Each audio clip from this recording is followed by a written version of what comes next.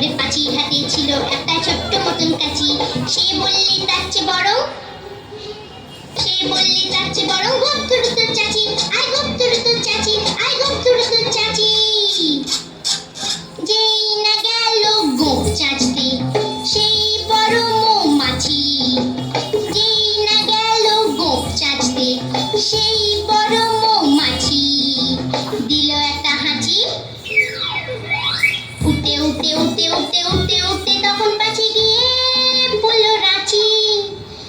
রাঁচিতে গিয়ে বলল পাচি, মরণ হলে বাঁচি।